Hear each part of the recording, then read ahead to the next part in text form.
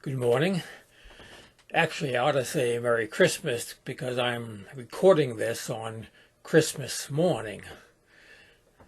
Normally, by this time on Christmas Day, we would have a house full of kids and grandkids, but things have happened. My younger son became sick yesterday, maybe the flu, COVID, we don't know. He is getting a COVID test to see.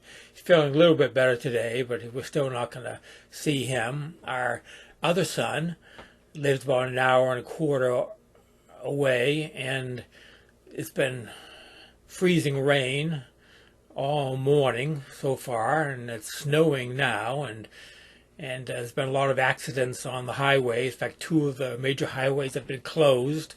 It's because of the weather, so they're not going to come up. So it's just me and my wife today. And my wife is upstairs, and she's doing her morning devotions and prayer, and I'm downstairs here on Christmas Day talking to you. Now, this is not a topic I would normally talk about on Christmas. And by the time you actually listen to this, it'll probably be closer to New Year's. But this is the topic of suffering. It's a response to questions I receive every once in a while about pain and suffering and how they are addressed in Christian non-duality. It seems that a lot of spiritual seekers are looking for a cure-all for all the difficulties of life. And it is they believe that spiritual awakening will usher them into a life of glassy-eyed bliss and never-ending peace. They think that liberation or enlightenment or salvation or awakening, whatever term you want to call it, will solve all their problems. That is not spiritual awakening. That is snake oil. And anyone who tries to sell you that is not a spiritual teacher. He or she is a snake oil salesman or saleswoman. It is true that spiritual awakening changes everything, including suffering. And yet it's also true that everything remains the same, as that famous Zen saying says. In the beginning, mountains are mountains and rivers are rivers, and later on, mountains are not mountains and rivers are not rivers, and then, still later, mountains are mountains again, and rivers are rivers. This is true with suffering and pain. Everything is different, yet everything is the same. Now, suffering is an important issue in the spiritual life. For many people, suffering is what begins their spiritual search and motivates their spiritual search. It drives us to look for a solution to the human condition. According to Buddhist tradition, the Buddha began his spiritual search in response to four sights. The four sights that he saw: old age, sickness, death, and then an ascetic. After his enlightenment, his first sermon was his Four Noble Truths about suffering. The fact of suffering, the cause of suffering, the cessation of suffering, and his eightfold path to the cessation of suffering. Christ also focuses on suffering, but comes at it differently. The symbol of Christianity is the cross, which, as the hymn Old Rugged Cross says, is the emblem of suffering and shame. A crucifix is clearly about suffering and about how it relates to God and humans. But Christ approaches pain and suffering not by expounding a path to be free of it, but by teaching non-resistance, taking up the cross. Life is suffering. I identify with the first of the four sights of Siddhartha at this point in my life. Aches and pains of aging are a constant part of life now. As soon as I hit 70 years of age, it seems like the body started announcing the approach of its expiration date. And my physician started talking about replacement parts for the body, as if this body were an old automobile with lots of miles on it. The third sight of the Buddha, death, feels more real, as I notice daily that more and more of the names in the obituaries are people around my age. Psychological suffering is a problem for increasing numbers of people in Western society. Suicide rates are high in all age groups, most tragically in youth, but also in old age. Suffering and pain are real, and any spiritual tradition worth its salt will address it. Some non-dual approaches give the impression that awakening is liberation from all suffering and pain. It seems to be presented as a golden ticket. I think that's why people ask me if self-realization, or the realization of no self is a better way to put it, solves the problem of suffering. When you realize you are not a self, does that end suffering? People ask how awakening changes the experience of physical pain and psychological suffering, and lurking right beneath the surface of these inquiries is the hope for an end to all suffering and pain. On the surface, that seems to be what the Buddha taught, but on further inquiry, I think it is not.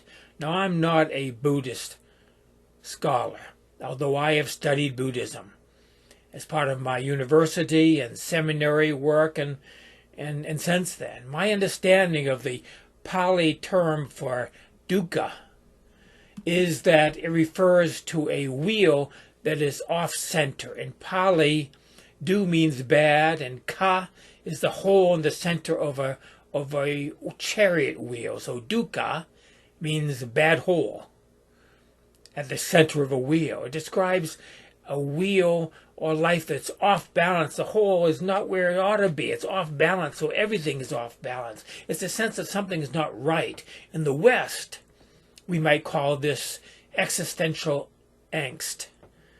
Christianity speaks about the fall as described, as depicted in the story of the Garden of Eden. It's the sense that something about human existence is off balance, that something is not right, and that not rightness, the biblical term for that would be unrighteousness, prompts a spiritual search for rightness, or righteousness, to use the biblical term.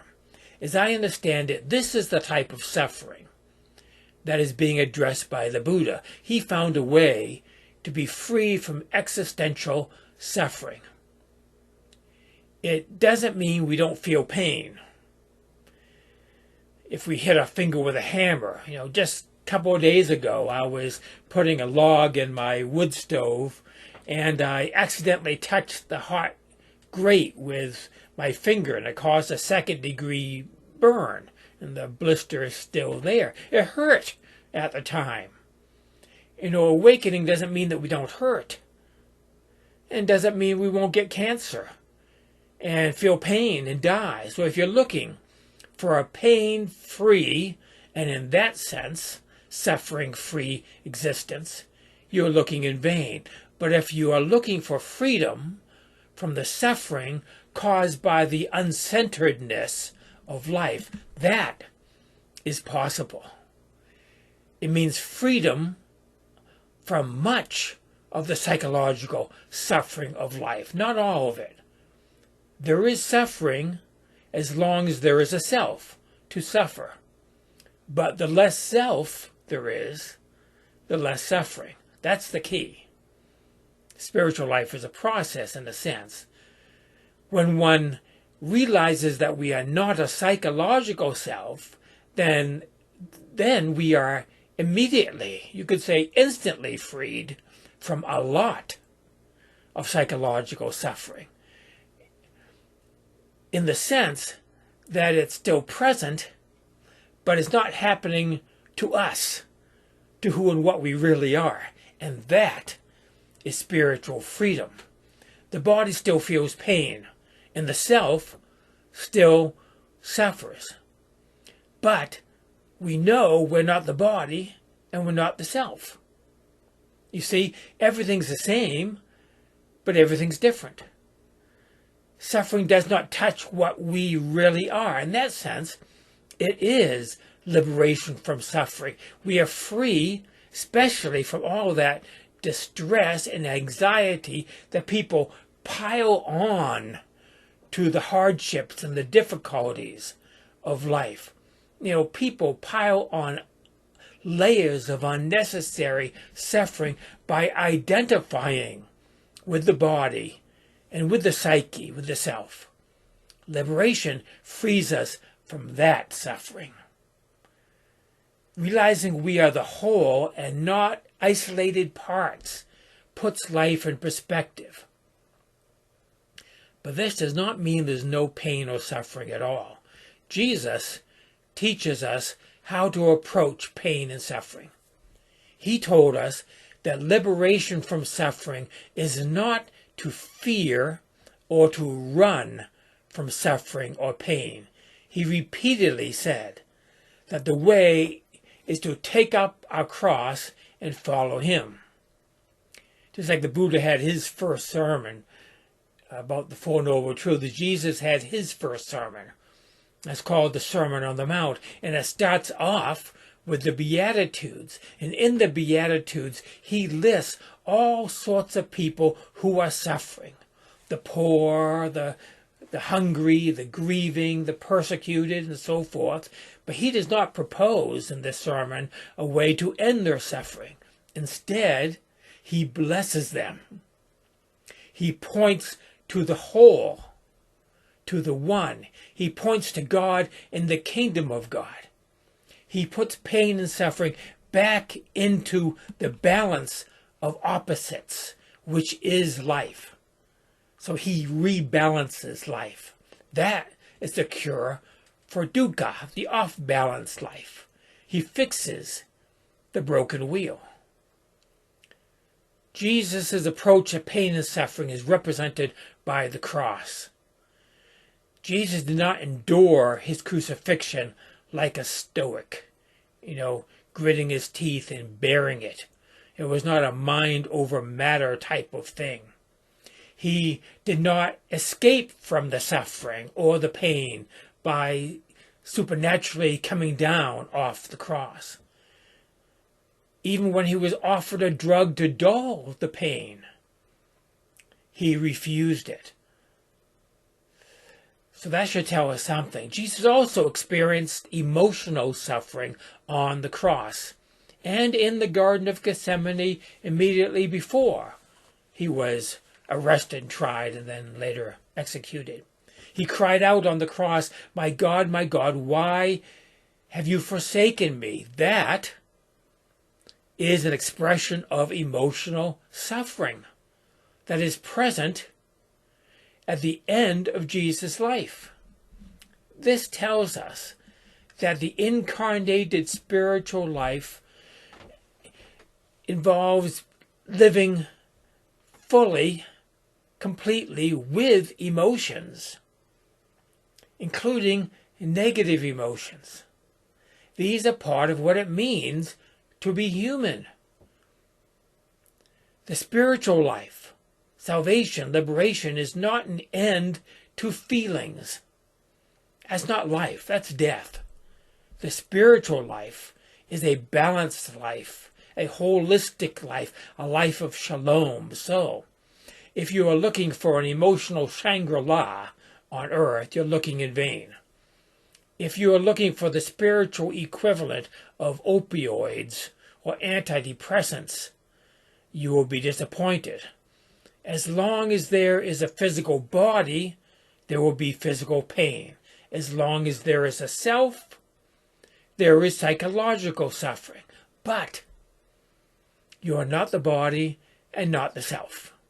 And that realization is liberation. When we see that we are not the self, then suffering loses its hold over us. It loses its power over us. The power is broken because the suffering is no longer happening to us.